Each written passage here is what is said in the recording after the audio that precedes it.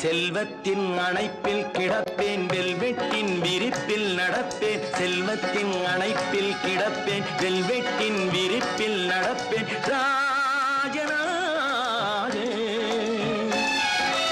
இன்பத்தின் மனத்தில் குளிப்பேன் என்றென்றும் சுகத்தில் மிதப்பேன் வீரனாக